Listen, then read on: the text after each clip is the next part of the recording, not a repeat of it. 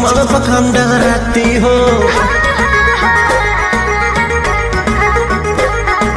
रोज खाली मिलने बुलाती हो, चुमा में पखंड रहती हो।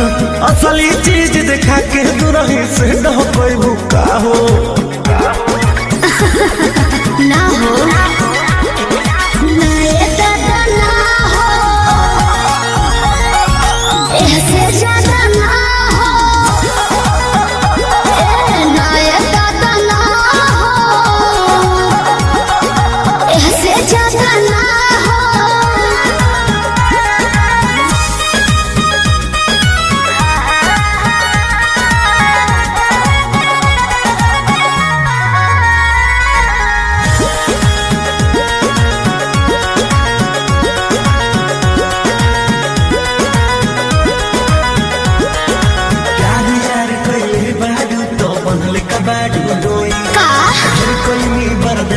गोरी अब बर्दाश्त न होई। तनी ढेर लेखा बोलत का हो यार यार कइले बारू ता बनले का बाडू डोई, ढेर कइनी बर्दाश्त गोरी अब बर्दाश्त न होई। डोरल भरबा बहुते लागल पीप के बीच ना बोई, शादी से पहले बापू कमाऊ ना होई।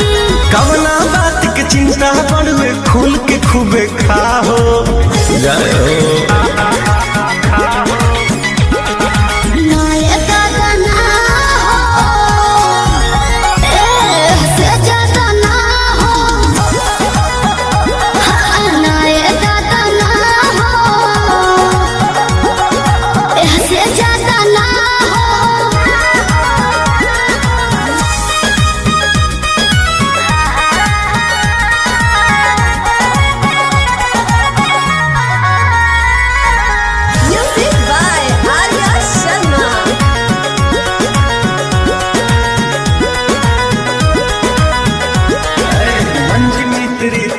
जानू अब कैसा शर्माना, लव मैरिज करके जब तुमको हमारे घर है आना।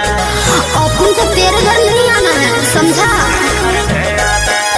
तू मेरी है हम तेरे हैं, फिर कैसा शर्माना, लव मैरिज करके जब तुमको हमारे घर है आना।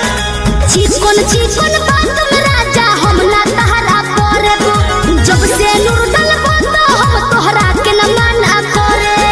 हार्ट बीट बढ़ल बा दिल के बहिया में आ जाओ।